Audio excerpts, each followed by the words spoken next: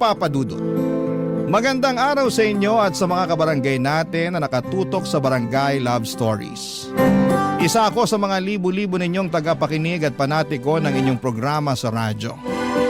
At napasulat ako upang humingi ng payo sa mga kabarangay natin ang sitwasyon ko sa aking kapatid na si Edric. Hindi niya tunay na pangalan. Pero bago ang lahat ay magpapakilala muna ako. Tawagin niyo na lamang po ako sa pangalang Rima, 32 years old, isang photographer at taga Manila. Magkasama kami sa bahay ng nakababata kong kapatid na si Edric. Nagtatrabaho sa abroad ang mga magulang namin at kahit gustuhin ko nang bumukod ng tirahan ay hindi ko magawa dahil nakiusap sila na bantayan namin ng kapatid ko ang bahay namin dito nga sa Manila. Hindi naman kami mahirap pero malayo rin sa pagiging mayaman. Siguro ay may kaya lamang dahil parehong masipag magtrabaho ang parents namin. Pero katulad ng ibang pamilya ay hindi rin perpekto ang sa amin, Papa Dudut. At ang pinakamalaking isyo ko ay ang pagiging sutil at pasaway ng nag-iisa kong kapatid, Papa Dudut.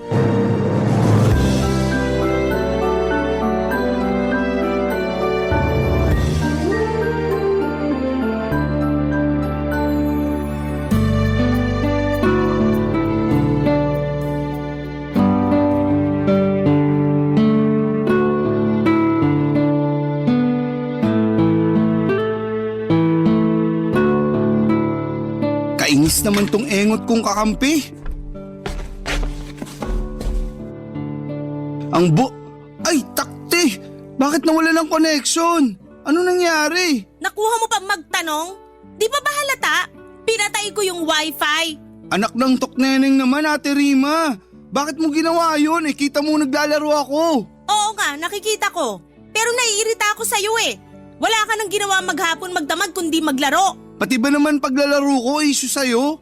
Dami mo namang issue sa akin. Madami naman talaga kasi kasalanan mo rin naman. Ano na namang ginawa ko? This oras na ng gabi, di ba? Tapos napakaingay mo pa. Kahit dun sa kwarto ko, dinig na dinig yung pagsasalita mo ng kung ano-ano. Malamang, nagagalit ako sa kakampi ko. Masyadong aanga-anga. Pero ngayon, sa'yo na ako nagagalit kasi masyado kang epal. At ako pa talaga ang epal? Sino pa nga ba? Alam nga naman ako, ikaw ang nagpatay ng wifi kahit na naglalaro ako. Kung di ba naman epal tawag dun? Sige nga. Wag na wag mo ako matawag-tawag na epal, Edric ha? Ako pa rin ang ate sa ating dalawa. Hindi ko naman nakakalimutan yun. Pero para yatang masyado mo nang ginagamit ang pagiging ate mo sa ating dalawa. Bakit? Masama ba yon? Hindi, pero nakakainis na kasi. Lagi na lang, porke ate kita, ikaw na ang dapat masunod. Sino pa ba ang dapat masunod? Ako naman ang mas matanda sa ating dalawa. Yun na nga eh. Saka wag mong questionin ang pagiging ate ko kasi di naman ako pala utos sa'yo. Saka kung makapagsalita ka dyan, akala mo kung sino kang pinagbabawalan na gawin ang gusto mo ah. Ang hinihingi ko lang naman konting konsiderasyon, lalo na't gusto ko sana magpahinga. Pero di ko magawa kasi napakaingay mo. Bakit di ka na lang mag-earphone kung naiingayan ka pala sa akin? Bakit di mo na lang kaya i-zipper yung bunganga mo para di na maingay? Para namang pwede kong gawin yun. Pwede namang itikom mo pero pinipili mo lang na hindi gawin. Ay nako, parehong-pareho talaga kayo ni Lola na masyadong istrikta. Kung makaasta ka kasi parang di rin ako nakatira sa pamamahay na to. Hoy ate, ipapaalala ko lang sa'yo na hindi mo lang to bahay. Kina mama at papa to at anak din naman nila ako kaya may karapatan ako rito. Hoy Karen, saka sinabi ko ba na wala kang karapatan sa bahay natin? Pati si Lola na nananahimik na sa hukay at dinamay mo pa. Gusto mo bang bumangon yun doon tapos dalawin ka rito at kaltukan dahil sa mga katwiran mong baluktot? Huwag ka namang magsalita ng ganyan. Alam mo namang kinikilabutan ako eh. Kahit lola natin yun, kadiri pa rin. At nakakatakot na babangon siya sa hukay tapos dadalawin tayo rito. Anong tayo? Ikaw lang? Bakit ako lang? Kasi ikaw lang naman yung pasaway sa atin. Grabe ka naman. Ikaw ang mas grabe. Kung umasta ka, kala mo teenager ka pa rin 26 years old ka na. Nako. Kung pagsasabihan mo na naman ako tungkol sa paglalaro ko ng mobile games, alam ko naman yun. Paulit-ulit ka na lang sa mga sinasabi mo. Daig mo pa yung sirang plaka. Paano ako di magiging sirang plaka napakapasaway mo? Tapos hindi ka pa makaintindi. Talagang masisiraan na ako ng ulo sa'yo, malapit na. Oo na, sige na. Kasalanan ko na. Palagi naman eh. Mabuti pa matulog ka na. Ayoko pa. Kung ayaw mo matulog, edi magpatulog ka. Papa Dudut, wala naman kaming kasambahay para magbuhay hari ang kapatid ko at iasa sa akin ang mga gawaing bahay. Mabuti sana kung hindi ako nagtatrabaho, malamang ay pagod na ako pag uwi ko pa lamang. Kaya nga hindi ko mapigilang mapikon at magalit sa madalas niyang ikatuwiran na palibasa'y lalaki siya at wala namang kaalam-alam sa paglilinis ng bahay. Tapos babae ako, kaya dapat ako ang gumawa ng mga yon. Dahil mas madalas na malayo ang mga magulang namin ay lumaki kami ng kapatid ko sa pangangalaga ng aming lola na siyang nanay ni mama. Pero noong 2021 ay namatay na ito dahil sa katandaan at komplikasyon ng ilang sakit. Lungkot na lungkot ako noon, pero alam ko na hindi na mahihirapan ang lola namin saan man siya naroroon ngayon. Kaya lang ay naging mas mahirap sa akin na pasunurin at sawayin si Edric dahil pakiramdam niya ay pwede na niyang gawin ang lahat ng gusto niya dahil wala na si lola na madalas ay sumasaway sa kanya noon. Spoiled din kasi ang kapatid kong yun na palaging kinakampihan ni na mama at papa. At kahit na sa edad niyang 26 years old ay parang bata pa rin siyang umasta. Isang araw ay merong sinabi sa akin si Edric dahilan para magulat ako ng husto. Papa Dudut.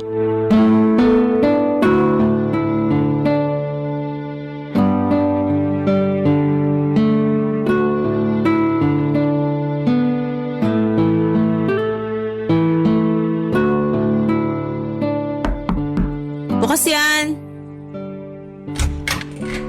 Ate Rima, busy ka ba? Medyo. Marami kong ini-edit. Mamaya na yan. Usap muna tayo. Tungkol saan ba yon? Basta. Anong basta? Di ba pwedeng sabihin mo na ngayon? Pwede naman pero papasok muna ako sa kwarto mo, pwede? Pwede, pero hanggang dyan ka lang sa may pinto. Grabe ka talaga sa akin. O sige, dyan ka na lang sa likod ng pinto. Sa likod ng pinto? Eh di sa labas na yun. Ano ba kasing sasabihin mo? Sabihin mo na kaysa nagpapaligoy-ligoy ka pa dyan. Sinasayang mo lang oras mo, kita mong dami ko pang trabaho. Ate naman eh. Ano nga yon? Ano kasi? Huwag kang magagalit ha. Depende kung ano na naman yung ginawa mo. Sobra ka naman. Parang lumalabas eh. Wala na akong ginawang matino. Kung may matino ka mang ginawa, mabibilang lang sa mga daliri ko sa kamay. Pero kung kalokohan, kasutilan at pagiging pasaway, lagpas na sa lahat ng mga daliri ko sa kamay at paa. Kaya ano, sabihin mo na kung ano yung gusto mong sabihin. Sige, pero... Ay, bahala na nga. Pero gusto ko lang sabihin na magiging tita ka na. Ha? Sorry, pero parang nabingi yata ako. Ano uli yung sinabi mo? Sabi ko, magiging tita ka na. Paano nangyari yon? Kasi magkakaanak na ako. Ha? Uulitin ko na naman ba yung sinabi ko? Hindi, pero seryoso ba yan? Magkakaanak ka na? Oo. Pero wala ka namang girlfriend ah. Akala mo lang wala, pero meron. At hindi mo man lang pinakilala sa amin nila mama at papa. Eh, bago pa lang naman kami. Gaano ka bago? 1 buwan. Tapos nabuntis mo na agad? Siyempre, magaling tong kapatid mo. Binida mo pa talaga yan eh, sigurado ka na ba dyan sa pinasok mo? Hindi naman sa pag-aano, no? Pero hindi biro-biro ang pagkakaroon ng anak. Alam ko naman yun. Tsaka feeling ko ready na naman ako para magkaanak. Ang tanda ko na kaya. Ayoko namang dumating yung punto na uugod-ugod na ako tapos tsaka pa lang ako magkakaanak. Kaya ikaw ate, mag-anak ka na rin. Sige ka. At bakit naman napunta sa akin ang usapan? Concerned lang naman ako sa matres mo kasi, di ba? Ganun yung mga babae. Habang tumatanda nahihirapan na magkaanak. Salamat sa concern mo sa matres ko, pero ayos lang naman ako. Hindi ko pa gusto magkaanak kasi alam ko wala pa akong may papakain sa magiging baby ko. Grabe ka naman. May trabaho ka naman ah. Oo nga, pero di pa sapat ipon ko. Siyempre tutulungan ka ng magiging asawa mo nun. Pwede ba? Wag na nga natin pag-usapan ng tungkol sa akin. Yung tungkol sa'yo ang pag-usapan natin dito kasi nakakaloka lang na wala kang ang trabaho tapos nakuha mo pang mag-anak? Alam ko nasa tamang edad ka na pero sana alam mo yung responsibilidad na pinasok mo para sa magiging anak nyo. Siyempre, alam ko naman yun. Tsaka nandyan naman sina mama at papa eh. Pwede akong humingi ng tulong sa kanila pag di namin kinaya. Ay wow! Sa lagay sagutin pa pala nila mama at papa ang magiging anak nyo? Bakit hindi? Apo naman nila yung magiging anak ko. Buti sana kung hindi. Papa Dudut, alam ko naman na nasa tamang edad na ang kapatid ko para sa ganong bagay. Pero para sa akin ay wala pa siyang kakayahang magtaguyod ng pamilya. Kaya hindi ninyo ako masisisi kung nainis ako ng bahagya sa ibinalita niya sa akin. Sa huli, nalaman na rin ng parents namin ang nangyari at gano'n na lamang ang gulat ko dahil hindi man lang siya nasermonan ni na mama at papa. In fact, natuwa pa sila at excited dahil magkakaapo na raw sila. Sa kabilang banda ay napaisip ako kung ako lang ba talaga ang kontrabida sa pamilya namin dahil hindi ko kayang suportahan ang kaligayahan ng kapatid ko. Pero naisip ko rin naman na hindi ko siya hinahadlangan. Para saan hindi ba? Ang akin lang ay gusto ko siyang mag-mature at mas maging responsable. Lalo na at magkakaanak na siya. Dapat ay matuto na siyang tumayo sa sarili niyang mga paa at hindi na palaging palaasa, Papa Dudut. Barangay Love Stories. Barangay Love Stories. Papa Dudut, simula pagkabata ay si Edric na ang paborito ng mga magulang namin.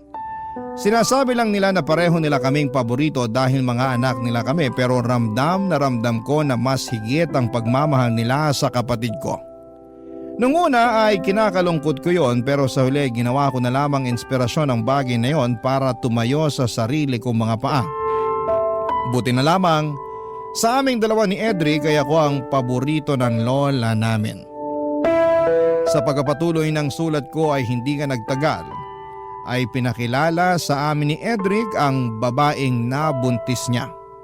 Masasabi ko naman na mabait ito kaya naman pumabor sa kanila mga magulang namin. At kahit na nasa malayo ay binigay nila sa kapatid ko at sa girlfriend niya ang basbas nila upang maikasal. Oo, ikinasal sila sa huwes at sa pag-uwi na lang daw ng mga magulang namin gaganapin ang kasal sa simbahan. Sa bahay namin tumira si Edric at ang asawa niya sa loob ng 6 na buwan ay pinakisamahan ko sila ng maayos, Papa Dudut.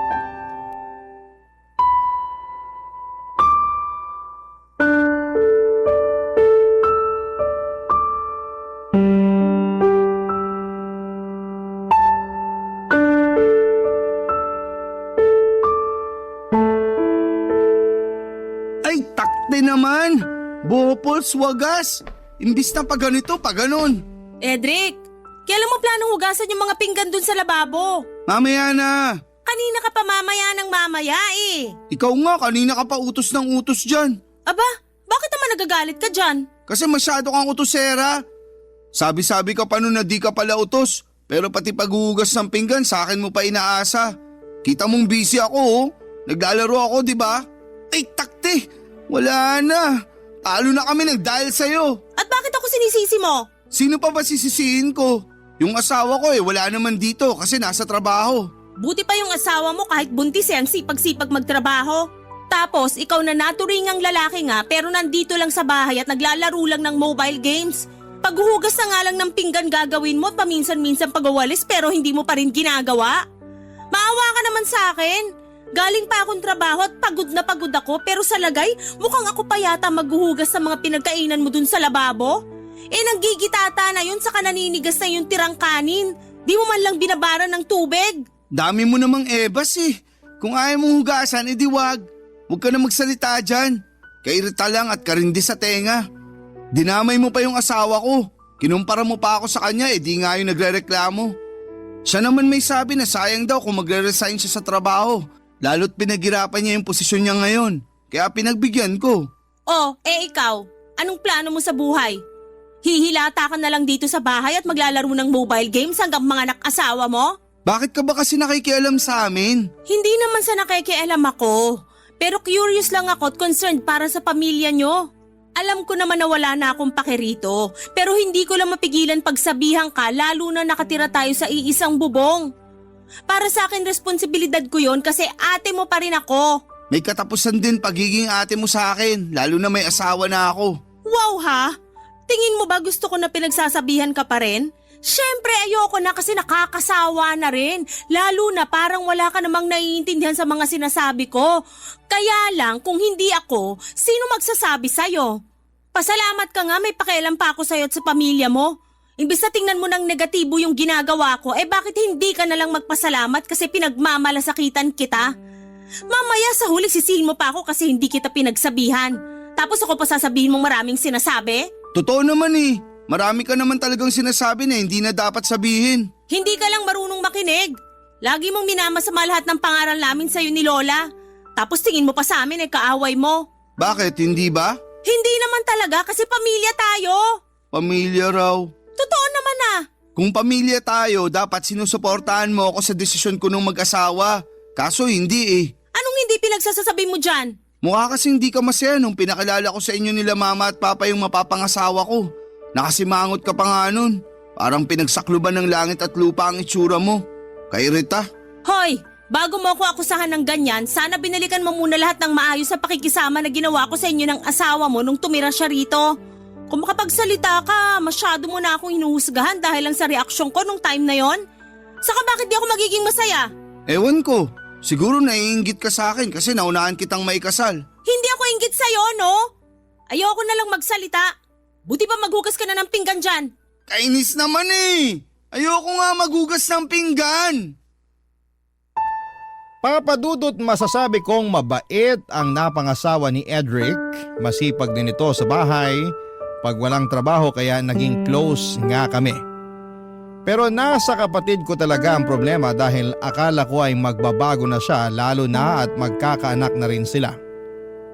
Kaya lang ay parang lalong lumala ang katamaran niya, bagay na hindi ko na kayang palampasin. Kaya naman napagsabihan ko na siya.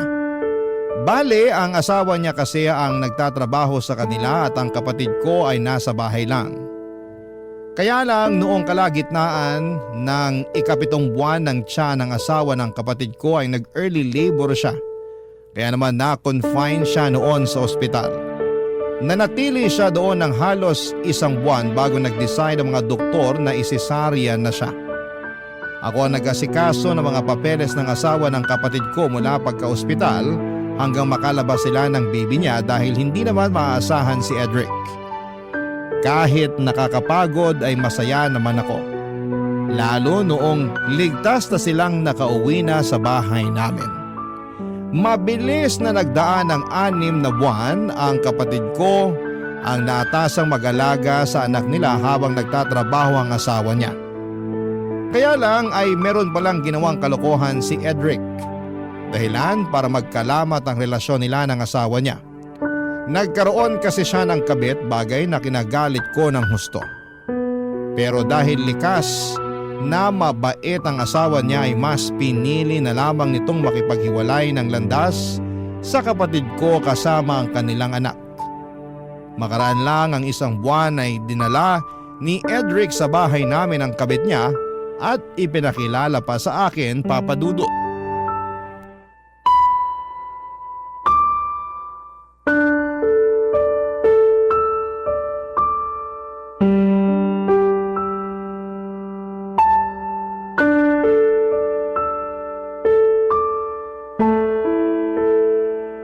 Ate Rima, siya nga pala si Abilene, girlfriend ko. Hi, Ate Rima! Girlfriend? Kahihiwalay mo lang sa asawa mo, di ba? Huwag mong sabihin na siya yung dahilan kaya nasira kayo ng asawa mo. Oo, pero wala na ba akong karapatang lumigaya ulit? Oo nga naman po. Huwag naman po kayong ganyan sa kapatid nyo. Hindi ikaw ang kausap ko, kaya huwag ka sumabad dyan. Sobra naman kayo sa akin. Bakit ba ang init ng ulo mo kay Abilene? Wala naman siyang ginagawa sa'yo, ate. Totoo pala ang kwento mo tungkol sa ate mo, babe. Masyado pala siyang masungit. No wonder hanggang ngayon wala pa rin siyang asawa. Ayun na nga, babe. Takot yata ang mga lalaki sa kanya. Hoy! Mawalang galang na ha? Pero kung pag-usapan niyo ako parang wala ako sa harapan niyo ah. Saka sandali nga lang, anong sinasabi mong kinuwento mo ako dyan sa babaeng yan? Magkukwento ka na nga lang, di mo pa talaga inayo, Cedric? Wala akong maisip na maayos na ikwento tungkol sa'yo kaya ayun na lang sinabi ko. Kung makapagsalita ka, akala mo kung sino kang perpekto? Mas malala pa nga sa akin yung ugali mo. Kung tungkol na naman sa katamaran ko at pagiging pasaway yan, wala ka nang magagawa doon. Sina papa at mama nga, sumuko na lang kasasaway sa akin. Manawa ka naman ate. Sawa na ako para sa kaalaman mo. Excuse me lang pero wag niyo naman akong itsapuera. Sa lagay, parang saling ket-ket lang ako sa usapan niyo. Wag naman ganun. Ano ba kasing sasabihin mo? Wala naman, pero gusto ko lang maramdaman na welcome ako sa bahay niyo. Bakit ko naman gagawin yun? Kabit ka lang naman ng kapatid ko. Hoy, Ate sobra ka naman. naman magsalita. Oh, bakit? Totoo naman sinabi ko, di ba? Kahit kabit ako, may damdamin pa rin akong marunong masaktan. Wow! Kung sabihin ko mas masakit pa rin yung ginawa mo sa asawa ng kapatid ko kaysa dyan sa nararamdaman mo, no? Para yan lang, dinadaing mo na? Hindi ko naman siguro kasalanan kung mas binahal ako ng kapatid niyo kaysa sa dati niyang asawa. Sa bagay, ako na to eh. Diba babe, ako na to eh. Oo, babe ko. Ay, nako, napaka-ilusyonada. Tama na nga ang pagsasalita mo ng ganyan sa girlfriend ko. Kung di mo kayang tanggapin si Abeline, sana respetuhin mo na lang siya. Marunong ako rumispeto sa taong karespe-respeto. Naku, talaga naman. Napaka-kontrabida mo talaga sa buhay ko kahit kailan. Ako pa ang kontrabida, nakakabwisit mga desisyon mo sa buhay. Tapos walang hiya ka rin sa part na sinama mo pa talaga rito sa pamamahay natin yung kabit mo para ipakilala sa akin. Saka umuhugot ng tapang, ha? Inborn na sa akin yun. Pati kapal ng mukha, inborn na rin sa'yo eh. Pareho kayo ng babaeng yan, oh. Oh, bakit naman ako nadamay bigla? Di ba ayaw mo nang na-echipuera? Ayan, dinamay na kita para wala ka nang masabi dyan. Grabe ka na talaga sa akin, Ate Rima. Huwag mo nga ako maate-ate dyan. Ilang taong ka na ba? 32 na ako. 30 pa lang ako para sa kaalaman mo. Talaga? Pero mas mukha kang 40 sa paningin ko. Tapos ako tingin sa akin ni Babe 22. Diba babe ko? Oo, babe ko. Sabi sa'yo eh. Papadudot, sobra ang galit ko sa aking kapatid dahil sa kakapalan ng mukha niya nang sinama niya sa bahay at pinakilala sa akin ang kabit niya. Hindi ko alam kung saan sila kumukuha ng kahihiyan para gawin ang bagay na yon, pero nakakabilib talaga sila. Gustong gusto kong balatan ng buhay si Edric ng mga panahong yon, pero pinigilan ko na lamang ang aking sarili. Sa uli wala na rin akong magawa lalo at sinabi ng parents ko na hayaan na lang daw si Edric at ang bago niyang karelasyon na tumira sa bahay namin. Yung asawa naman daw niya ang umalis kasama ang bata kaya wala na raw silang magagawa doon. Sa totoo lang ay sobrang dismayado ako sa mga magulang namin dahil lumalabas na kinukonsente na naman nila ang katarantaduhan nito. Grabe, papadudot ang ginagawa ng kapatid ko at para sa kanila ay wala lang. Barangay Love Stories. Barangay Love Stories. Papadudot, tulad ng bili ng parents namin ay pinakisamahan ko ang kabit ni Edric sa pamamahay namin kahit na sa totoo lang ay surang-sura ako sa pagmumukha niya. Para sa akin ay hindi siya ang dapat nakatira sa bahay namin kundi ang totoong asawa at anak ng kapatid ko. Alam ko na hindi ko na kontrolado ang mga nangyayari pero patuloy ko pa rin sinisisi ang kapatid ko dahil hinayaan niyang masira ang pamilya nila. Dahil walang trabaho si Abeline ay si Edric ang nagtatrabaho. Aaminin kong nagulat ako kasi kaya naman pala ng kapatid ko na magmanat ng buto at hindi lang umasa sa padala ng mga magulang namin. Nakakapanghinayang lang na sana'y noon pa niya yon naisip. Dahil nasa trabaho si Edric, ay si Abeline ang madalas maiwan sa bahay namin at kung wala naman ako sa studio ay sa kwarto ko ginagawa ang aking trabaho. Kaya naman hindi talaga maiwasan na mag-cruise ang aming landas ng kabit ng kapatid ko.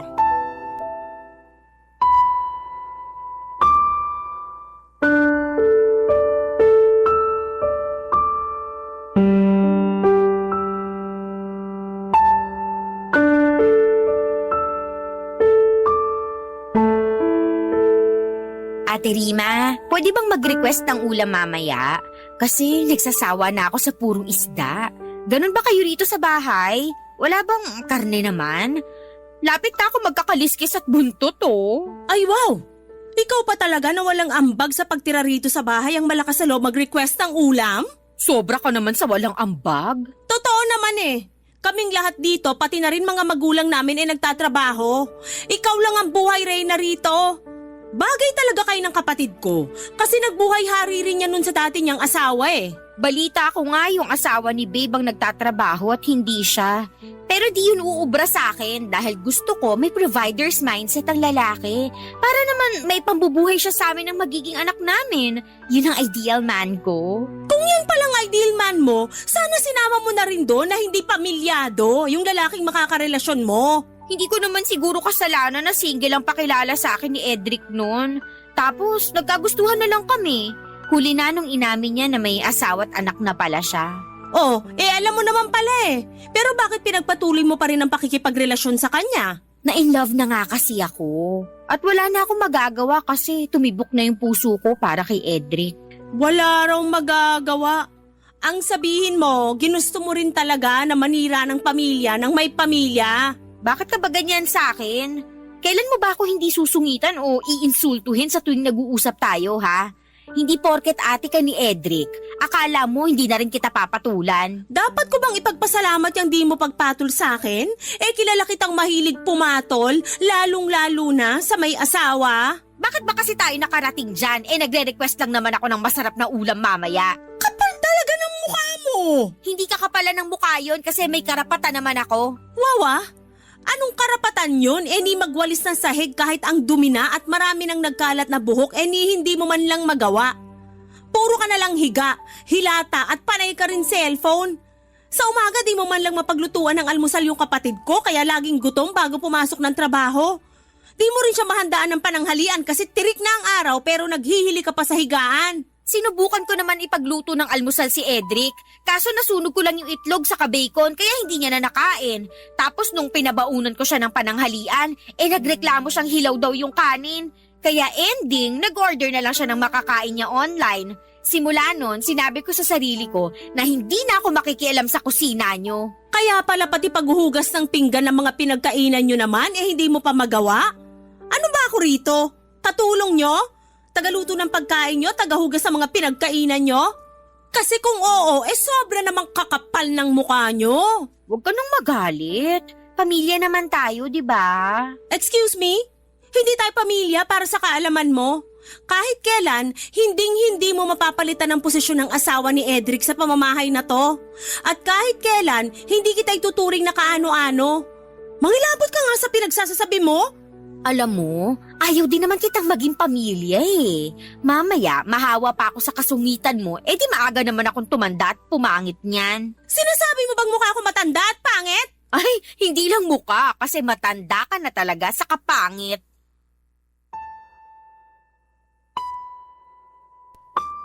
Papadudot wala akong masabi sa kakapalan ng mukha ni Abeline.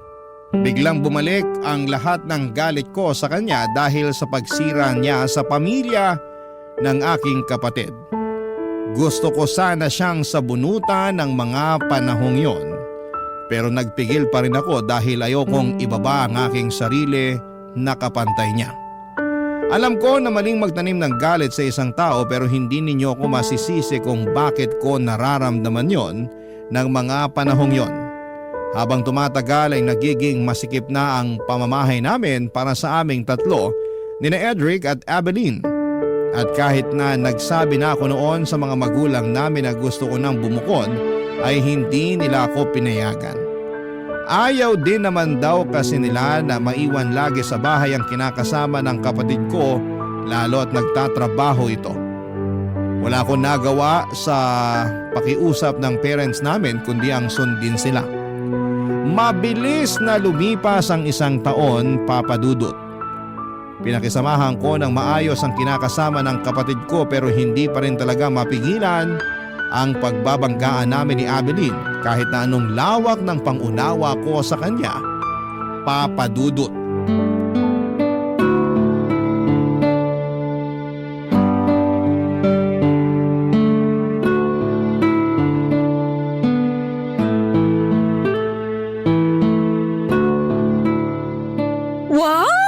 ganda naman ng damit na to. Tingin ko bagay sa akin to eh. Sukatin ko nga mamaya tapos paresan ko ng magandang sapatos at alahas. Grabe, fashionista rin pala tong ate ni Babe. Akala ko may sama nang talaga manamit. Anong ginagawa mo dito sa kwarto ko? Anong sinabi mo? Ako ba talaga ang gaga? Nagulat lang naman ako, ate. Huwag mo nga ako maate-ate dyan. Tsaka bakit mahawak yung damit ko, ha? Bitiwan mo nga yan! O ayan, binitawan ko na. Kalma ka lang. Para kang dragon na bubuga ng apoy anytime. Sana nga, dragon na lang ako para mabugahan kita ng apoy hanggang matusta ka. No, wag. Sayang naman ang pampaputing sabon at lotion na binili sa akin ni Babe. Kainis ang arte mo talaga. Ikaw naman, napakasungit mo. Hindi ba pwedeng nagandahan lang ako rito sa damit mo? Sa napadaan ako dyan sa tapat ng kwarto mo tapos bukas ang pinto. Kaya pumasok ka na at nangialam. Hindi naman pangingialam yon. Pangingialam pa rin yon kasi hindi mo namang gamit yan. Saka ang lakas ang loob mong pumasok sa kwarto ko. Paano kung hindi lang pala yung damit ko ang pinakialaman mo? Uy, hinay-hinay ka sa pananalita. Masama ang mambintang. At masama rin ang pumatol sa may asawa at manira ng pamilya. Alam mo, sumusobra ka na talaga sa mga pinagsasasabi mo sa akin. Hanggang ngayon ba naman hindi mo pa rin ako matanggap bilang parte ng pamilya nyo? Okay naman sa akin mga magulang nyo. Ikaw lang talaga yung may issue. Kahit kailan, hindi kita matatanggap na parte ng pamilya namin. Sana alam mo yan kasi pinasok mo nga yung ganitong sitwasyon. Saka wag mo na rin hinging respetuhin kita, wala ka naman nun. Sobra ka na! Nakakasakit ka na sa mga sinasabi mo. Dapat sa'yo sabunutan! Aray ko! Bitiwan mo ko! Hindi kita bibitawan kasi puno-puno na ako sa'yo! Ganon! Sige, magsabunutan tayo hanggang nawala ng buhang isa sa atin! Aray ko! Aray ko! Edric! Edric, tulungan mo ako! Patulong ka pa kay Edric, pagbubuhuling ko lang kayo! Anong nangyayari dito? Tanong-tanong ka ba? Hindi mo ba nakikita na sinasabunutan ako ng ate mo? Ikaw kayang unang na nabunot sa atin! Mabuti pa tigilan nyo na nga yan. Para naman kayong mga tanga eh. Yang babaeng lang yan ang tanga dahil siya lang naman ang pumasok sa kwarto at nangialam ng mga gamit ko. Pagsabihan mo nga yan! Pagsabihan mo rin yung ate mo, babe. Kasi pinagbibintangan niya ako. Paano di kita pagbibintangan? Sige nga! Kahit nahubaran mo pa ako ngayon, wala akong kinuha sa'yo. Kung wala namang nawawala, mali naman yata na pagbintangan mo sa Abilene, ate. Sa true ka dyan, babe. Sa ngayon wala pa. Pero anong garanti ako na hindi niya gagawin yon? Pumasok na nga siya sa kwarto ko at nakialam ng gamit ko, di ba? Bakit mo naman kasi ginawa yun, babe? Kasi, basta. Bastahin ko mukha mo eh. Babe, oh. Pwede ba, ate? Manahimik ka na nga dyan. Tagal-tagal na ni Abilene dito. Pero hindi pa rin mawala-wala yung issue mo sa kanya. Sumusobra ka na talaga. Isusumbong na kita kay na mama at papa. Ako ba talagang sumusobra? Kamusta naman kaya kayo ng kinakasama mong yan? Kung sumusobra na pala kami, bakit di ka na lang umalis dito sa bahay? Kahit gustong gusto kong umalis, ayaw naman nila mama at papa kasi wala na silang tiwala sa inyong dalawa. Pero grabe na talaga kasi malapit-lapit na ako masiraan ng ulo sa inyo. Alam mo, Edric, ikaw talaga may kasalanan nito eh.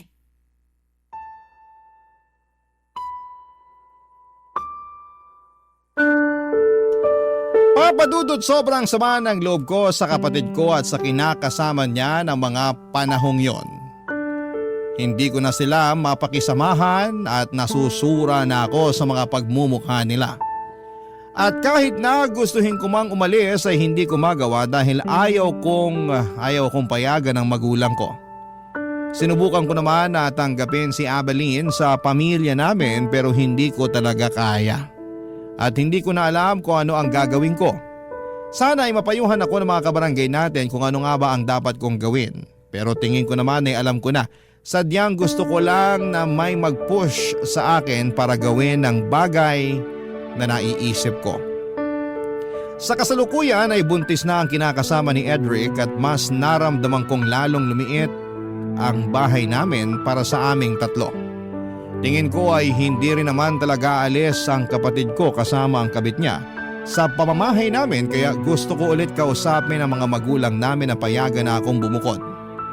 Alam ko na hindi ko na dapat ini-stress ang sarili ko tungkol sa bagay na ito pero malaki kasi ang epekto ng mga desisyon ng kapatid ko sa akin. Hanggang dito na lamang po ang sulat ko, Papa Dudut, at sana po ay mapili po ninyong i-ere sa inyong programang Barangay Love Stories. Babasahin ko po lahat ng mga komento at suggestions ng mga kabarangay natin sa kung ano nga ba ang pwede kong gawin. Maraming salamat po and God bless sa inyong istasyon. Ang inyong forever kapuso at kabarangay, Rima. Dear Papa Dudut, nagmahal lang naman tayo, ngunit bakit kailangang maging komplikado? Yan ang paulit-ulit kong tanong sa aking sarili dahil sa sitwasyong pinagdaraanan ko sa ngayon.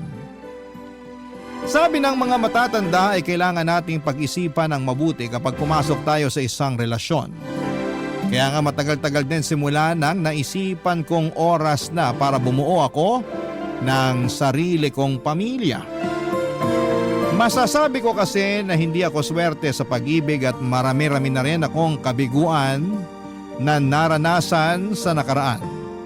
Sa kabila ng lahat ay naniniwala pa rin ako na matatagpuan ko ang babaeng para sa akin.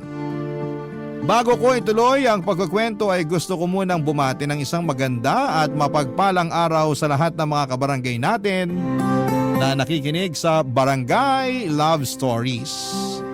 Tawagin niyo na lamang po ako sa pangalang Adler. 34 years old, taga Pasig at nagtatrabaho bilang web developer sa isang pribadong kumpanya. Nasabi ko na marami na akong kabiguang pinagdaanan sa ngalan ng pag-ibig, kaya matagal-tagal din akong hindi pumasok sa relasyon. Pero noong 2024 ay naisipan kong mag-install ng isang dating app. At doon ko nakilala ang isang babae na papangalanan ko na lamang na Livia. Pagkalipas ng isang linggong pag-uusap ay nag-decide kaming lumabas at magkita na, Papa Dudut.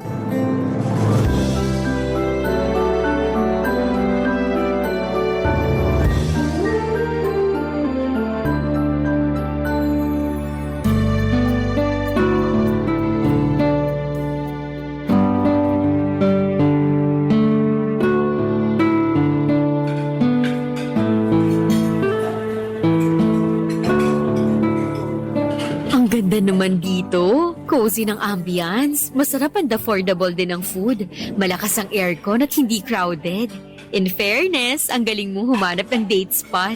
Thank you, pero nag-search talaga ako online ng pwedeng puntahan dito sa Pasig. Thanks ulit kasi pumayag ka makipagkita sa akin. Nako, walang anuman. Thank you rin kasi ang effort mo. Napabilib mo ko. Nahiya tuloy ako. Huwag ka na mahiya. Ako lang naman to. Kung ganon, isa ka palang teacher? Tatanungin ko pa lang sana kung paano mo nalaman eh. Nakalimutan ko naka-uniform pala ako.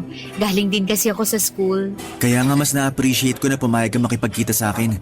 Kahit na masyadong busy ang schedule mo. Bakit naman hindi? Maayos ka namang kausap. Saka gusto ko rin naman lumabas-labas gawa ng malapit na akong masiraan ng ulo sa pagtuturo. Kahit pala mahal mong isang bagay, dumarating pa rin yung punto na mapapagod ka. Burnout yata ang tawag doon, basta? Oo, totoo rin naman yan. Kaya thank you kasi niyaya mo akong makipagkita sa'yo. Walang anuman. Alam mo, naging masaya talaga ako nitong mga nakaraang araw na kausap ka. Bukod kasi sa may sense ka, mature ka rin. Bagay na hanap ko sa isang lalaki. Dami ko na rin kasing nakausap sa dating app na yon, pero puro isip bata. Tapos literal na mas bata pa sa akin, ayoko naman mag-alaga ng ganun. Buti sana kung anak ko sila, hindi naman. Sarili ko ang anak, hindi ko naaalagaan. May anak ka? Meron, at yun nga yung gusto kong sabihin sa'yo pag nagkita na tayo. May anak na akong lalaki. Bale, 14 years old na siya pero hindi nakatira sa akin kasi iniwan ko siya sa nanay ko nun sa probinsya. Maaga kasi ako nabuntis pero may pangarap pa ako makapagtapos ng pag-aaral. Kaya mula sa probinsya namin, naglakas loob ako lumuwas sa Manila nung nangailangan ng mananahi ang tiyahin ko sa patahian niya. Ura-urada yun pagkapanganak ko. Kumusta naman yung anak mo? Okay naman siya, pero may plano na nga akong kunin at dito na pag-aralin.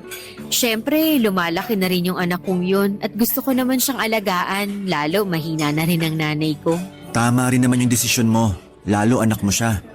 Oo, Kaya nga sinabi ko na sa'yo, para magkaroon ka pa ng panahon na pag-isipan kung gusto mo pa bang ipagpatuloy yung kung ano mang meron tayo sa ngayon.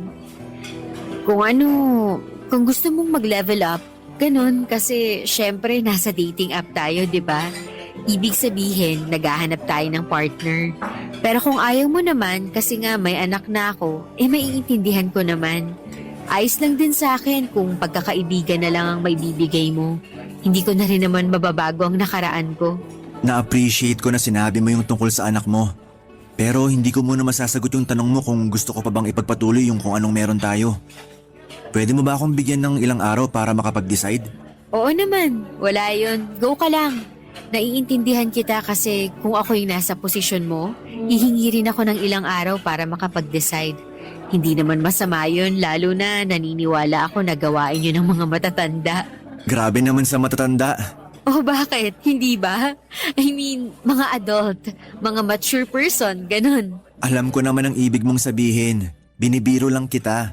Ay nako, may ganyan ka palang ugali. Akala ko seryoso ka lang, marunong ka rin palang magbiro. Marunong naman talaga, pero mas madalas nga lang na seryoso. Di bale, masaya naman ako makilalang iba mo pang ugali. Mabuti pa, kumain na lang tayo.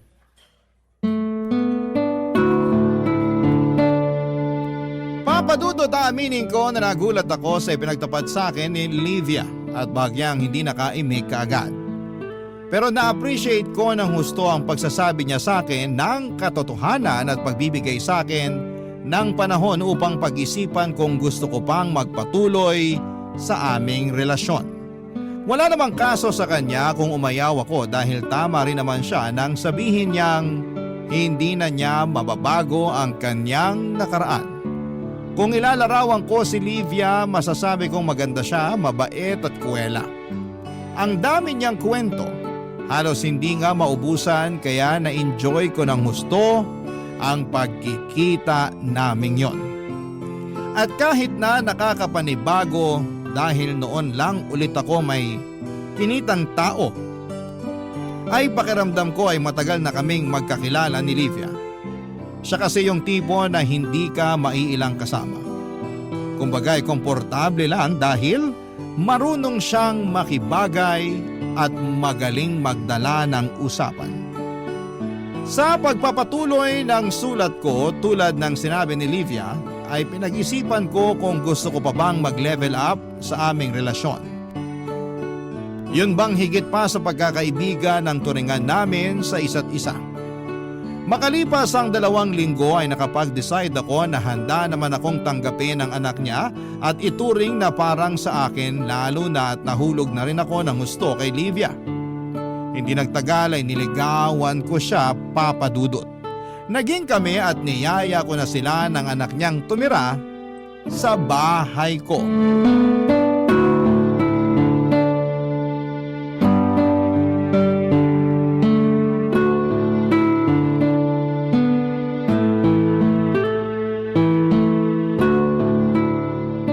Han, pwede ba tayong mag-usap?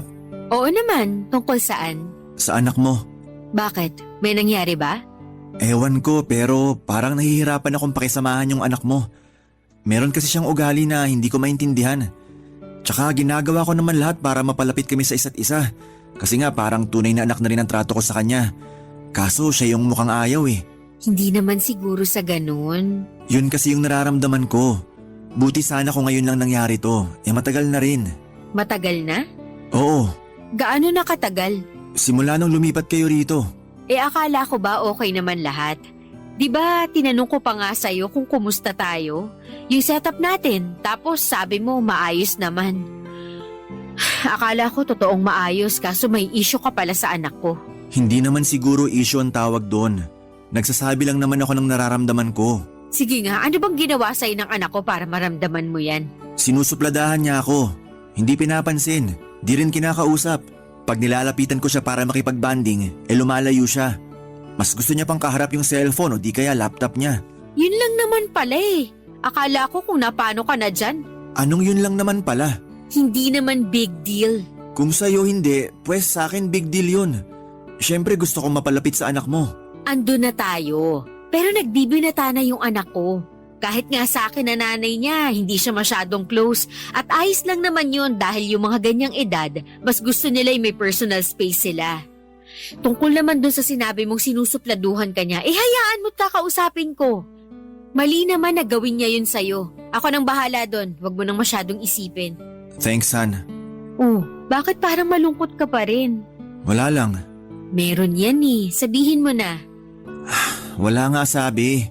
Wala-wala ka pa dyan, kilala kaya kita. Siguro iniisip mo pa rin yung issue mo sa anak ko, no? Bakit ba kasi issue ang tawag mo? Hindi ba? O sige, kung ayaw mo ng issue, di concern. O ano, masaya ka na? Han naman Bakit ka ba nahiinis dyan? Ikaw kasi, masyado mong pinalalaki yung pagsusuplado at di pagpansin sa'yo ng anak ko. Tapos malulungkot ka dyan. Anong gusto mo? Tawagin ko anak ko para mag-sorry sa'yo, ganun ba? Hindi mo kailangan gawin yan. Naisip ko lang naman para gumaan-gaan yung pakiramdam mo. Kalalaki mong tao, masyado kang maramdamin. Pambihira naman. Pag kaming mga lalaki nagsasabi ng nararamdaman namin, masyadong madamdamin. Pero pag kayong mga babae ayos lang? Akala ko ba lahat ng pakiramdam valid? Oo nga, pero ewan ko sa'yo. Nag-expect ako na importante yung sasabihin mo kasi busy ako sa ginagawa ko ritong pagtutupi ng mga nilabhan. Tapos yan lang naman pala. Hindi naman siguro kita naistorbo sa ginagawa mo para mainis ka ng ganyan sa akin. Anong hindi? Siyempre, invested ako sa sasabihin mo kasi akala ko may kung ano nang mabigat na problema dyan. Tapos yan lang naman pala. Hindi ito yan lang pala na klase ng problema. O edi inamin mo na rin na malaki talaga ang issue mo sa anak ko. Kunwari ka pa Ikaw yata yung may issue sa akin sa tono ng pananalita mo Ha? Siyempre wala. Bakit naman ako magkakaroon ng issue sa'yo? Sige nga. Ewan ko. Buti pa wag na muna tayong mag-usap. Baka mauwi lang to sa away. Lalo di tayo magkaintindihan. Mabuti pa nga. Gulo mo kasing kausap. Doon ka na muna sa sala habang tinutupi ko pa ang mga damit natin sa kwarto. Ayoko nang umaaligid-aligid ka rito. Papadudot maayos naman ang naging unang buwan ni Livia at ng anak niya sa bahay ko. Masayang masaya kami dahil para na kaming isang buong pamilya. At kahit na nakakapanibago dahil matagal-tagal din akong naging mag-isa ay masasabi kong kontento ang puso ko. Kaya lang may mga pagkakataon na hindi ko maiwasang ma-frustrate lalo na at hindi ko makuha ang loob ng kanyang anak. Hindi ako magaling makisama sa mga bata dahil hindi nga close sa akin ang mga pamangkin ko. Pero hindi naman ako masamang tao at hindi rin ako isnabero. Kasi sobrang sutil at suplado ng anak ni Livia at kulang na lang ay sukuan ko. Kaya nga hindi ko na napigilang magsabi ng nararamdaman ko sa aking kinakasama. Sa kabilang banda ay naisip kong tama rin naman siya, Papadudot. Bakit nga ba hindi ko pa ginagawa ang lahat ng pwede kong gawin para mapakisamahan ang kanyang anak, Papadudot? Barangay Love Stories. Barangay Love Stories. Papadudot, dahil mahal ko si Livia ay sinubukan ko ring mahalin ang anak niya. Kaya naman ginawa ko ang makakaya ko upang magpakamagulang sa batang hindi naman ang galing sa akin.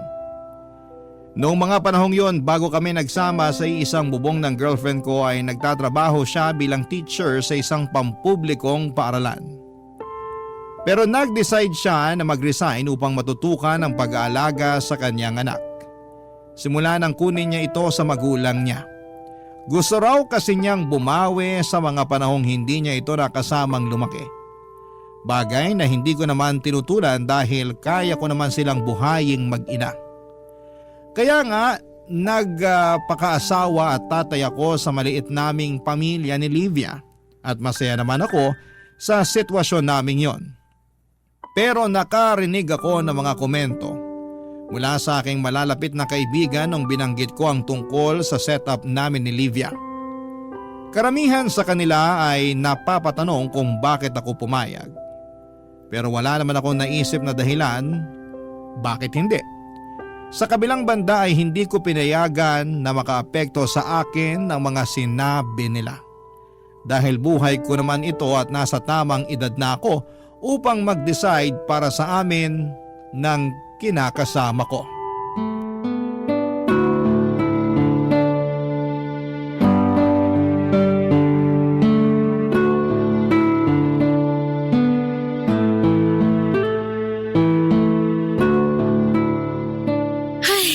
Naku, paano na to? Natatakot na ako. Natatakot saan? Nakakagulat ka naman, Han. Sorry, pero ano ba kasi yung kinatatakutan mo? Meron ba akong sinabi? Oo, ngayon lang at narinig ko. Naku, wala yun. Hayaan mo na. Han, may pera ka ba dyan? Ha? Bakit? Anong bakit? Siyempre, ipambibili ko ng grocery dito sa bahay. Paubos na yung ulam natin eh. Tapos kaunti na lang din yung bigas. Akala ko na-grocery ka na. Di ba binigyan na kita ng pera nung nakaraan? Oo nga, pero kulang yun. Paanong kulang sa Bakit ba ang dami mong tanong? Hindi ba pwedeng magbigay ka na lang? Para rin naman sa atin yun. Hindi naman sa ganon. Siyempre napapaisip lang ako kung bakit kinulang. Dati naman sobra-sobra pa nga sa pang-grocery natin yung pera na binibigay ko. Dati yun. Ano akala mo, hindi tumataas sa mga bilihin? Palibasa, wala kang alam kasi hindi ikaw ang nag-grocery. Huwag ka naman magsalita ng ganyan. Totoo naman eh. Bakit ka ba kasi naiinis? Nagtatanong lang naman ako. Dami mo kasing tanong, ayaw mo na lang magbigay. Magbibigay ako. Pero gusto ko lang malaman mo na hindi ko naman pinupulot ang pera. Sinasabi mo ba na inaaksay ako sa kung saan yung perang binibigay mo? Wala akong sinasabing ganyan. Bakit ba ang layo na nang narating ng usapang to? Ang hirap sa'yo, lagi mong minamasama mga sinasabi ko. Intindihin mo muna kaya pinanggagalingan ko bago ka magsalita ng ganyan. Nakakasakit ka na eh. Tapos ako pa sasabihan mong madamdamin. Sorry na, okay? Masyado lang akong frustrated. Halata nga. Pero mali naman na sa akin maibunton yung frustrations mo.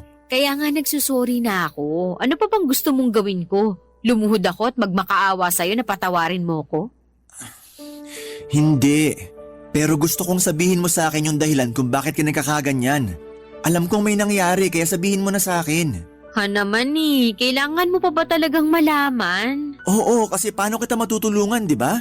Sa bagay, pero baka kasi magalit ka sa akin.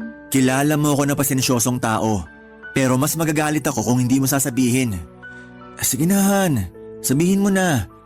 Susubukan kong intindihin ano man yan sa abot na makakaya ko. Ang totoo kasi, kaya nagkulang yung budget natin kasi pinambayad ko ng utang yung kalahati dun sa perang binigay mo. Ayaw ko naman sanang gastusin dun kaso wala na akong pera eh. Saka tinatakot na nila ako na kailangan ko na raw magbayad dahil kung hindi, idedemanda nila ako. Kaya napilitan ako tapos ngayon nagfa-follow up ulit sila. Akala yata ng mga tukmol na yun marami akong pera. Sandali. Utang saan? Sa kakilala ko, hiniram ko yun nung may trabaho pa ako. Binabayaran ko naman kaso nga nawalan ako ng trabaho, di ba? Pero bakit ngayon mo lang sinabi sa akin ang tungkol sa bagay na yan? Wala lang, saka sabi ko nga nababayaran ko naman noon. Kaso ngayon na-delay na. Hindi rin naman lahat kailangan mong malaman. Yun lang ba yung utang mo? Ang totoo, meron pa akong ibang utang. Han naman! Huwag ka nang magalit sa akin. Inutang ko naman yun nung hindi pa tayo magkakilala eh. Mali ko lang, hindi ko na-anticipate na hindi ko pala lahat mababayaran. Mahirap talagang bayaran kung maraming pinagkakautangan mo. Wala namang masama kung umutang ka eh. Pero isa-isa lang. Akala ko ba hindi ka magagalit sa akin? Hindi naman ako galit pero… Hindi nga galit pero hinuhusgahan mo naman ako. Ay nako, lahat na lang talaga may sinasabi ka. Ewan ko sa'yo, Han.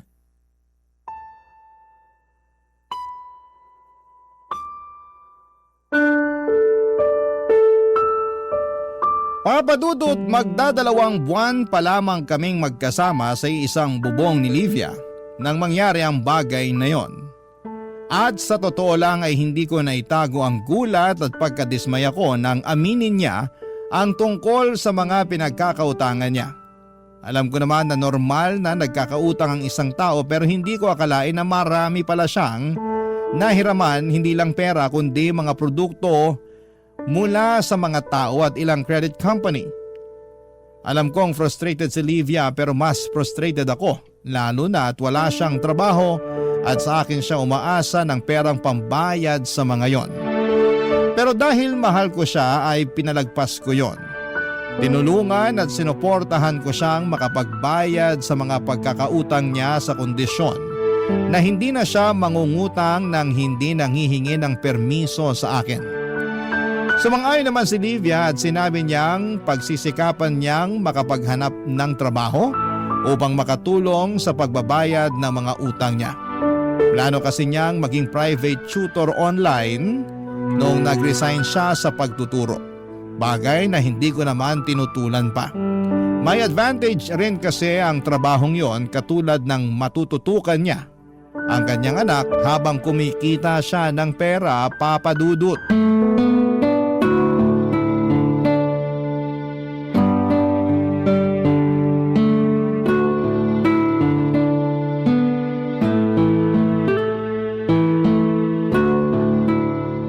Han, nakakainggit naman yung kaibigan ko sa Facebook. Bakit? Kasi nakapagbakasyon sila ng pamilya niya doon sa Maldives. Grabe, ang ganda-ganda pala doon, no? Base sa mga picture at video na nakita ko at napanood ko tungkol sa Maldives, oo, maganda nga doon. Sana balang araw makapagbakasyon din tayo doon. Nako, siguradong mahal ang biyahe papunta doon. Hindi naman masamang mangarap eh. Saka pangarap ko talaga makapag-beach. Marami namang magagandang beach resort dito sa atin. Meron tayong Boracay. Ayoko doon. Masyado nang nilaspag ng mga tao, artista, foreigner o influencer. Kahit hindi pa ako nakakapunta sa Boracay, nagsasawa na akong panoorin yun sa social media. Saka gusto ko yung bonggang-bonggang beach na hindi pa napupuntahan ng iba kong friends sa Facebook. Kung gusto mo talagang pumunta sa Maldives, baka abutin pa tayo ng ilang taon sa pag-iipon. Di ba may credit card ka naman? Bakit kaya hindi mo muna utangin yung pera na gagastusin natin papunta doon?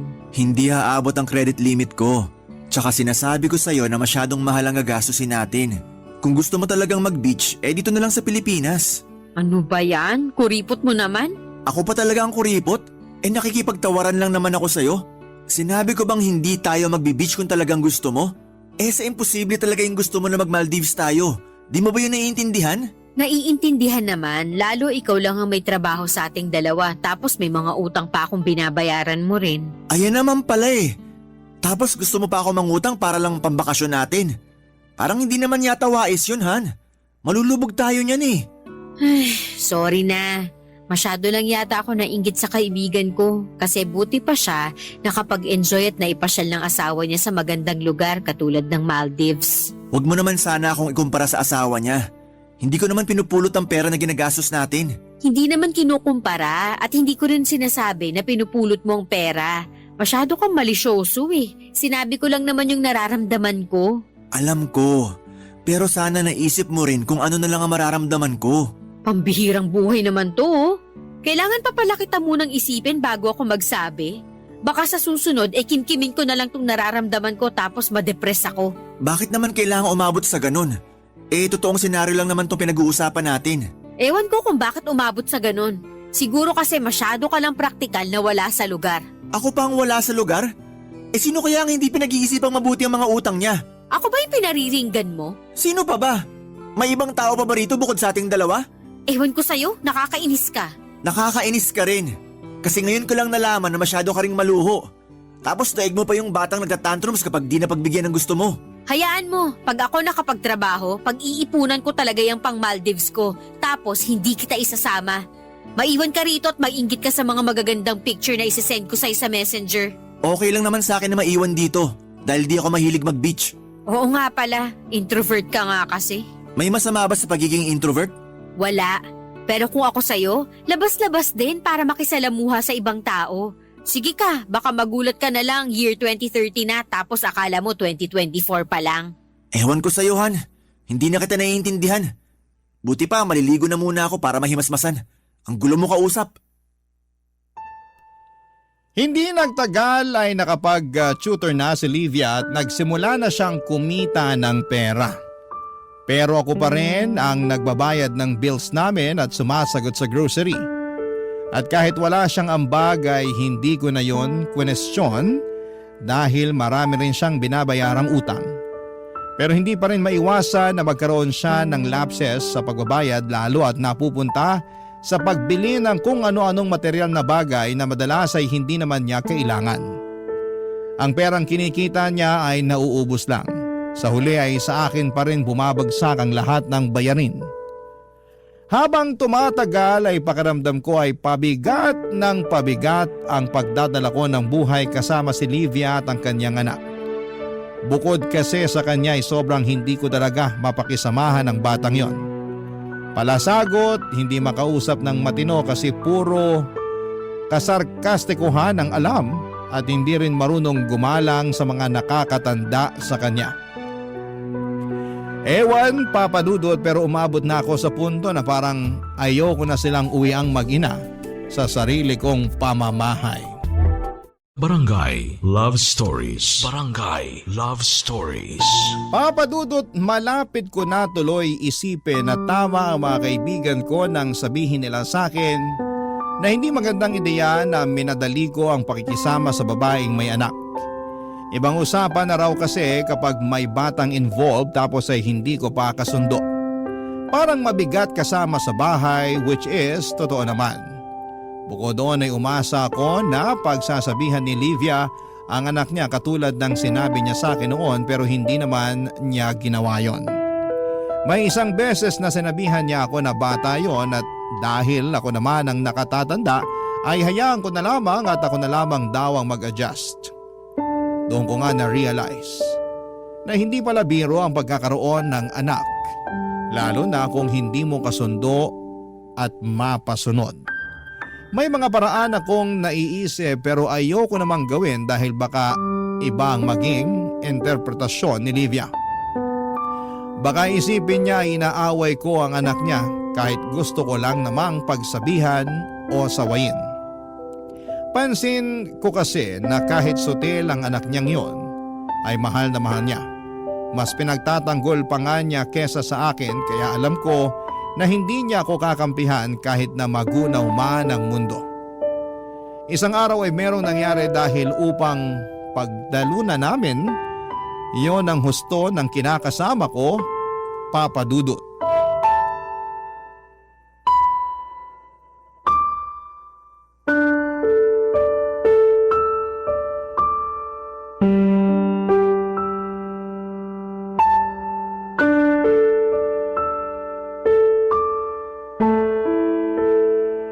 Ang babaw naman ng mga magulang na yun.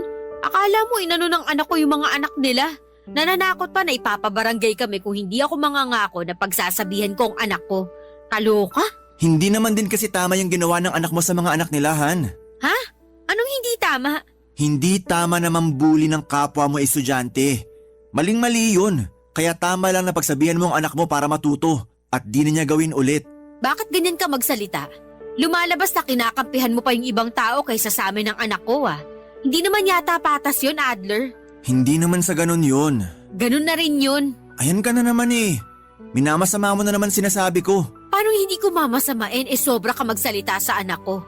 Sa lagay, pinalalabas mo pati na rin ng mga magulang ng mga batang nakaaway ng anak ko na daig niya pa yung kriminal sa ginawa niya. Bakit? Pumatay ba siya ng tao? Nagnakaw ba siya? Nanggulang ba siya? Hindi naman, di ba? Pero nambuli siya. At alam mo dapat bilang teacher na masama ang pambubuli. Paano na lang kung anak mong ginanon? Sa tingin mo matutuwa ka? Siyempre hindi. Sa'yo na mismo nang galing na hindi rin pala. Oo, pero hindi ko na paaabutin sa principal yung issue. Sa lagay, hahayaan mo lang yung anak mo na binubuli? Pambihira. Ano mang klaseng pag-iisip yan? Basta, galit ako sa'yo kasi imbis na kami ng anak ko ang kampihan mo, ibang tao pa talaga pinagtatanggol mo. Hindi ko naman sila pinagtatanggol. Pero mali nga kasi ang ginawa ng anak mo. Di mali na kung mali. Wala namang pinapanganak na perpekto Kahit ikaw hindi ka naman perpekto. Di ko naman sinabi na perpekto ako. Pero at least alam ko ang tama at mali. At mali namang bully ng kapwa mo. Kaya dapat pagsabihan mo yung anak mo, Han. Sinasabi mo ba na nagkukulang ako sa anak ko bilang nanay? Hindi, pero... Hindi ka nang hindi yan yung tinutumbok ng usapang to. Bakit kasi di mo muna intindihin yung mga sinasabi ko bago ka magalit dyan? Ang hirap mo kausap, masyadong sarado yung pag-iisip mo. Magulang ka pero kinukonsinti mo yung mali. Sa bagay, hinahayaan mo nga lang na basusin ako ng anak mo sa sarili kong pamamahay, di ba? Paano na kaya yung ibang tao? Ano na naman ba yung mga sinasabi mo? Yung totoo lang naman. Pwede ba? Wag mo nga isali ang sarili mo rito. Hindi ko lang mapigilan kasi nakikita ko na yung realidad. Kung hindi ako kayang respetuhin ng anak mo rito sa loob ng bahay ko, paano niya rerespetuhin ng ibang tao sa labas? Sa tingin mo ba mabuti na kalakihan niya yon? Baka pag tumagal-tagal pa na ganyan ang ugali niya baka maging sakit mo na siya sa ulo. Ginagawa ko naman lahat na makakaya ko para mapagsabihan yung anak ko. Huwag mo naman agad siyang husgahan na magiging sakit ng ulo paglaki niya. Hindi ko siya hinuhusgahan, pero sinasabi ko lang sa'yo yung pwedeng mangyari. Huwag mo kasi masyadong konsintihin ng anak mo, lalo mali na yung ginagawa niya. Bilang magulang, dapat pangaralan mo siya at turuang rumespeto sa kanyang kapwa. Responsibilidad mo rin yun sa anak mo. At hindi lang yung pagtatrabaho para mapakain siya at maibili ng pangangailangan niyang tungkulin mo bilang kanyang magulang. Sana naman maintindihan mo yung bagay na yon. At huwag mo masamain ang pagsasabi ko. Dahil nagmamalasakit lang ako.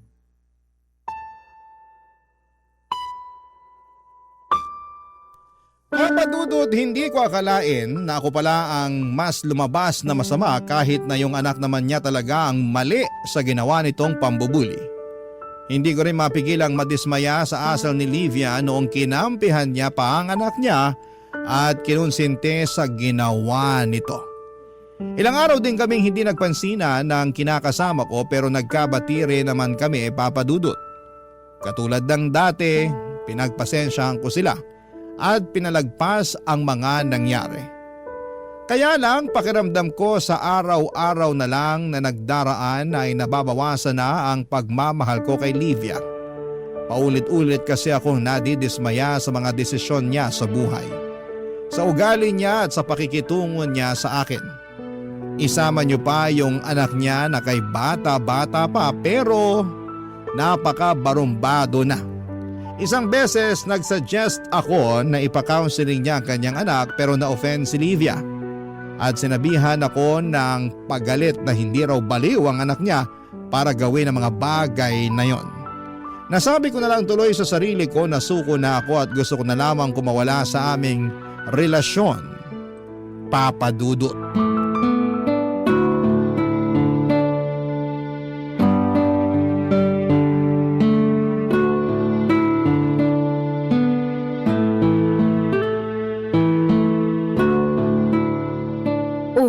Bakit parang pinagbagsakan ng langit at lupa yung mukha mo? Marami lang akong iniisip at medyo malungkot din. Malungkot? Nako, ngayon ko talaga napatunayan na mas madamdamin pa kayo mga lalaki kaysa sa aming mga babae. Tao lang din naman kaming mga lalaki para di magdamdam. Ano ba kasi yung dahilan kung bakit ka malungkot? Saka ano yung mga iniisip mo? Mapagkakakitaan ba yan? Pera na lang ba talagang mahalaga sa'yo?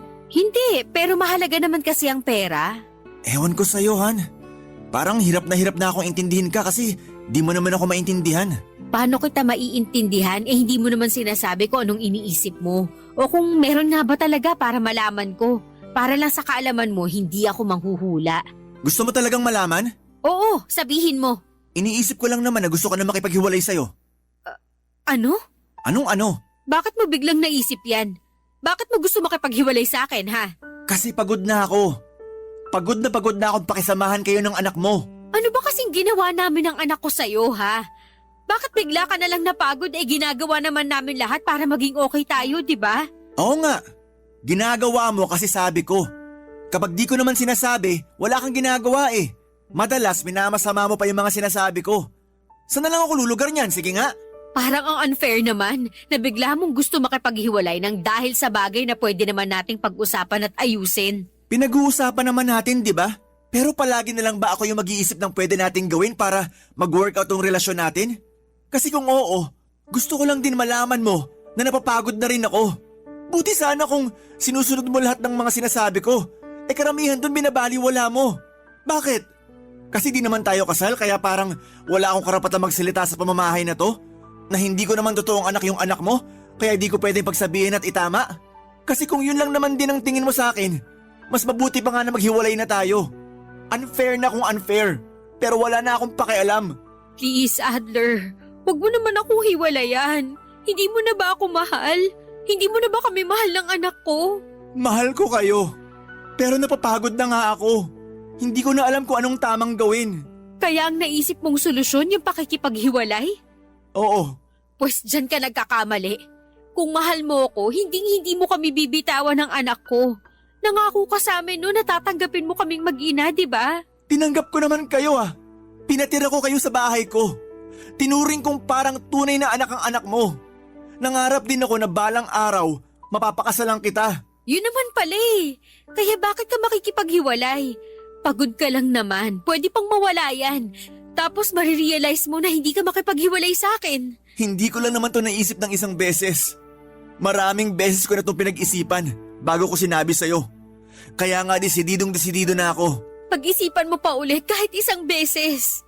Parang awa mo na. Huwag mo kong hiwalayan. Wala na kaming mapupuntahan ng anak ko pag umalis kami rito sa bahay mo. Alam mo namang hindi sapat yung mga kinikita ko para makapagsimula kami ulit, di ba?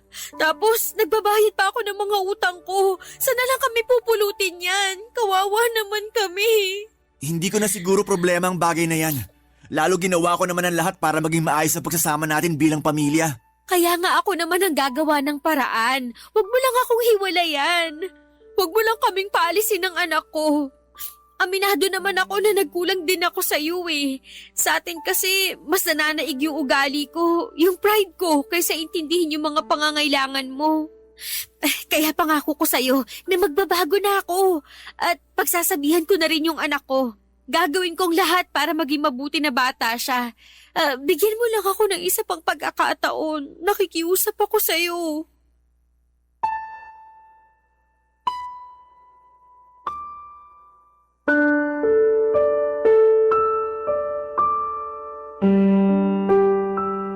Papa Dudo, totoo naman na mahal ko pa rin si Livia.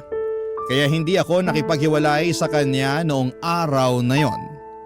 Pinagbigyan ko siya dahil naisip ko na baka masyado lang akong emosyonal. At kahit na sinabi kong pinag-isipan ko ng maraming beses, ang pakikipaghiwalay sa kanya ay natakot pa rin ako na baka magsisi ako sa huli dahil hindi ko inilaban. Kaya nga sinabi ko sa kanya na pumayag akong bigyan siya ng isa pang pagkakataon, bagay na pinagpasalamat niya ng husto sa akin. Ginawa ko rin ang lahat para kalimutan ang mga atraso sa akin ang kinakasama ko nang sa ganon ay makapagsimula kami ulit pero ako na lang siguro ang may problema. Ewan pero hindi na ako masaya. Ang totoo ay meron na akong ibang babaeng nagugustuhan. Single siya at walang sabit kaya nga tuluyan nang naubos ang natitira kong pagmamahal kay Livia. Gustong gusto ko nang makipaghiwalay sa kanya pero naaawa ko sa pwedeng mangyari sa kanila ng anak niya sakaling umalis sila sa poder ko. Pero alam ko na hindi ko naman sila responsibilidad. Alam ko na medyo magulo at komplikado ang pinasok ko kaya sana'y mapayuhan ako ng mga kabarangay natin kung ano nga ba ang dapat kong gawin. Hanggang dito na lamang po ang sulat ko. Maraming salamat po Papa Dudut sakaling mapili po ninyong basahin sa radyo and more power and God bless sa Barangay Love Stories. Ang inyong forever kapuso at kabarangay, Adler.